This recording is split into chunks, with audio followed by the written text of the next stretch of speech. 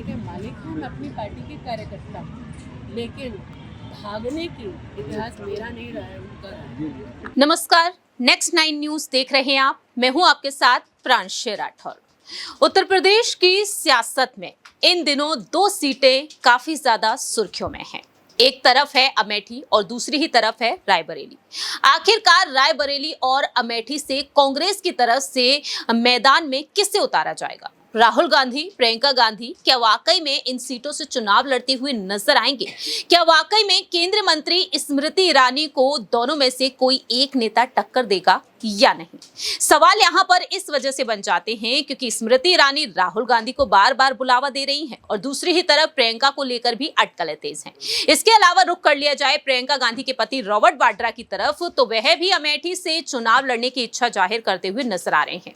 ऐसे में अमेठी सीट पर देखा जा रहा है कि सियासत काफी तेज हो चुकी है और इससे देखते हुए स्मृति ईरानी डंके की चोट पर राहुल गांधी को चुनौती दे रही हैं। सबसे पहले यहाँ पर स्मृति ईरानी के कुछ बयान सुना देते हैं, देखिए जरा। ऐसा लगता है कि लोकतंत्र में सभी का अधिकार है, वो कहीं से भी लड़े, लेकिन प्रश्न ये उठता है, अमेठी में गांधी परिवार ने सदैव मोदी और योगी के राज का विरोध किया। मोदी योगी राज में अमेठी लोकसभा क्षेत्र में 7.5 लाख लोगों को मुफ्त का अनाज मिलता है। क्या गांधी परिवार को लगता है कि गरीब अपने अधिकार का अनाज छोड़ देगा मात्र इसलिए ताकि गांधी परिवार पनप सके? क्या गांधी परिवार को ये लगता है कि अमेठी का 5 लाख किसान अपना सालाना 6,000 रुपया छोड़ देगा मात्र इसलिए ताकि गांधी खानदान का नाम चमक सके? क्या गांधी परिवार को ये लगता है कि अमेठी में 90,000 परिवारों को जीवन में पहली बार घर मिला, घर की चाबी मिली? क्या 90,000 लोग अपना घर त्याग देंगे मात्र इसलिए कि गांधी परिवार का घर बच सके?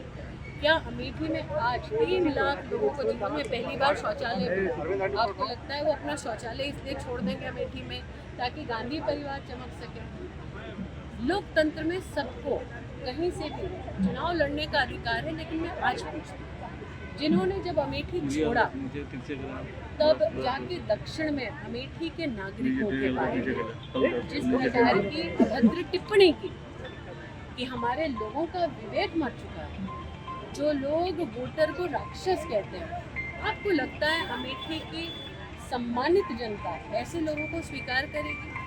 तो मैंने जितना अमेठी को 10 वर्षों में एक-एक गांव, एक-एक गली जाकर समझा है, अमेठी अपने आत्मसम्मान से कभी भी समझौता नहीं करेगी। पिछली बार राहुल गांधी ने 2 जगह से पर्चा भरा था, अभी 2 जगह से लड़ेंगी क्या? मैं इतना ही कहना चाहूँगी, वो अपनी पार्टी के मालिक हैं, मैं अपनी पार्टी के कार्यकर्ता हूँ, लेकिन भागने की इतिहास मेरा नहीं रहा है, उनका रहा है। वायनाड में नामांकन भरे हैं, वहाँ कहाँ वायनाड परिवार है? हम कहें सुरेश, लोगों को रंग बदलते देखा था, परिवार बदलते पहली बार देखा। ये औरत भी ब्याह कर जाती है ससुराल तो जीवन भर मरते दम तक मायका नहीं छोड़ती अपना। ये राहुल गांधी अद्भुत है, परिवार का परिवार ही बदल दिया। फिर हम सुरेशपुर से कहे कि सुरेश, हम चुनौती देते हैं, राहुल गांधी बदला दे, 15 साल सांसद रहे, हलियापुर कहाँ है और हरिहरपुर कहाँ?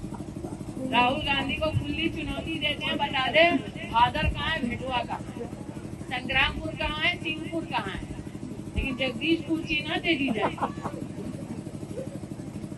इसलिए जगदीशपुर जीजा जी का आगमन हुआ भैया, सभी किसान अपना खेती का कागज छुपा लो। वैसे एक जमाने में बड़े बुजुर्ग जब बस में सफर करते थे तो बस में अगर सीट छोड़ने के लिए 5 मिनट का काम होता था तो जेब से रुमाल उठाकर सीट पर छोड़ देते थे, कहते थे बैठना मत। जब से जीजा जी की नजर पड़ी है अमेठी पे, तब से राहुल जी ने भी तय किया है कि वो आएंगे रुमाल छोड़ दें। अब जीजा हो या साला, उनसे कह दे अमेठी में हर वोटर है मोदी का मतवाला। अब ये बताइए गाँव में कितने लोगों को राम जी का प्रसाद मिला है? साफ तौर पर स्मृति स्मृति ईरानी रॉबर्ट वाड्रा को लेकर अपनी बात रख रही हैं और साथ ही साथ राहुल गांधी को लेकर, लेकिन वह ये भी कहती हैं कि मैदान छोड़कर तो राहुल गांधी भाग जाते हैं। सवाल यहां पर लेना चाहेंगे हमारे सहयोगी सिराज से। सिराज, जिस तरह से स्मृति ईरानी ने जो फैसले लिए हैं और वह एक बार फिर से अमेठी से उतर रही हैं, अब ये कहा जा रहा है कि राहुल गांधी वायनाड में मतदान हो जाने के बाद, यानी कि 26 अप्रैल को वायनाड में मतदान होंगे और इसके बाद 27 अप्रैल को वह अमेठी जा सकते हैं। 1 मई को यहां पर नामांकन पर्चा दाखिल कर सकते हैं। ऐसे में देखा यही जा रहा है कि राहुल गांधी के कहीं ना कहीं अमेठी से चुनाव लड़ना तय माना जा रहा है। लेकिन क्या राहुल गांधी खुद को साइडलाइन रखते हुए रॉबर्ट वाड्रा को आगे करना चाहेंगे या नहीं? जी देखिए, मुझे नहीं लगता कि रॉबर्ट वाड्रा वहाँ से चुनाव लड़ेंगे। जो कल हमने वीडियोस देखे कि उनके पोस्टर्स वगैरह लग रहे थे, वो सिर्फ माहौल बनाने की कोशिश है। जिस तरीके से स्मृति ईरानी इस चुनाव को इतना आसान समझ रही हैं, राहुल गांधी अब वो नेता नहीं रहे जिनको कुछ भी कहकर निकल लिया जाए, क्योंकि देखेंगे कि जिस तरीके से वायनाड से अभी पर्चा दाखिल कर चुके हैं और वायनाड से चुनाव लड़ रहे हैं, लेकिन राहुल गांधी इस बात को बखूबी समझते हैं कि अगर वो अमेठी सीट से पीछे हटते हैं तो कहीं ना कहीं जनता के बीच एक उनकी छवि जो है उतनी अच्छी नहीं रह जाएगी। लोग ये समझेंगे कि राहुल गांधी हार के डर से पीछे हट गए। तो मुझे लगता है कि आने वाले समय में राहुल गांधी जरूर अमेठी से नामांकन दाखिल करेंगे और ये बात लगभग तय मानी जा रही है, क्योंकि वायनाड में पहले चुनाव है और अमेठी में बाद में। तो यही वो खेल है जो अब कहीं ना कहीं समझने का प्रयास करना चाहिए। और निश्चित रूप से जो कांग्रेस के कार्यकर्ता हैं वहां पे तैयारियां शुरू भी हो चुकी हैं। वहां पे कह सकते हैं जो कार्यकर्ता हैं वो होर्डिंग्स और जो पर्चियां हैं वो तमाम तरह की चीजें जो है वो झंडे लेकर तैयारियां शुरू कर चुके हैं। निश्चित रूप से राहुल गांधी अब वहां पे जनसभा संबोधित करने भी आने वाले हैं। देखिए, जिस तरह से ये कहा जा रहा है कि राहुल गांधी का ही लगभग तय माना जा रहा है, आप भी कहते हैं कि शायद ही रॉबर्ट वाड्रा को आगे करेंगे, लेकिन बात यहां पर अब कर ली जाए स्मृति ईरानी और राहुल गांधी के बीच की सियासी जंग के बारे में। स्मृति ईरानी बुलावा दे रही हैं। 55,000 वोटों के अंतर से उन्होंने राहुल गांधी को 2019 में हराया था, लेकिन राहुल गांधी कई बार यहां से सांसद रहे हैं, कई बार उन्होंने जीत हासिल की है। लेकिन क्या इस बार जो राहुल गांधी को लेकर कहा जाता है कि उनकी छवि में बेहद बड़ा बदलाव देखने को मिल रहा है भारत जोड़ो यात्रा के बाद से, ऐसे में क्या राहुल गांधी इस बार अमेठी को अपने कब्जे में वापस ले पाएंगे या फिर नहीं? जी देखिए, ये तो तय करना जनता के हाथ में निश्चित रूप से। लेकिन एक बात यह स्पष्ट है कि राहुल गांधी के पक्ष में कुछ वोट जो है वो ज़रूर आए हैं। लोग जो है जिस तरीके से राहुल गांधी के वहाँ से विदाई हुई उसके बाद से लोग इमोशनल नजर आए और एक इमोशनल अटैचमेंट जो है वो गांधी परिवार का अमेठी सीट से रहा है। तो निश्चित रूप से इसका फायदा मिलेगा। और राहुल गांधी ने हाल ही में जिस तरीके से अपनी भारत जोड़ो न्याय यात्रा के दौरान अमेठी में जनसभा को संबोधित किया, उसके बाद से लगातार वहाँ पर भीड़ देखने को मिली। कहीं ना कहीं अब लोग इस मुद्दे को जो है समझ रहे हैं, जैसे जैसे राहुल गांधी तमाम मुद्दों को उठाते हुए नजर आ रहे हैं। देखिए, जब यूपीए की सरकार थी उस वक्त जो है स्मृति ईरानी काफी ज्यादा मुखरता से सारी बातों को रखते हुए नजर आ रही थी। महंगाई, बेरोजगारी और तमाम जो मुद्दे हैं जनता के बीच जो है उसको लेकर के प्रदर्शन भी करती हुई नजर आई। लेकिन अभी देखें तो कई ऐसे मुद्दे हैं, चाहे वो महिला और बाल विकास मंत्रालय जरूर है, लेकिन महिलाओं को लेकर के उतना मुखर नजर नहीं आई। यही वो बड़ा कारण है कि देश में, अमेठी में ही नहीं बल्कि पूरे देश में अब स्मृति ईरानी की आलोचना इस बात को लेकर होती रहती है। और निश्चित रूप से स्मृति ईरानी की छवि में कह सकते हैं कि उनकी छवि जो है धूमिल होती हुई नजर आई है और राहुल गांधी वहीं सारी बातों को आगे कर रहे हैं। तो निश्चित रूप से उनकी छवि में सुधार आया तो जनता का वोट भी मिलता हुआ नजर आएगा।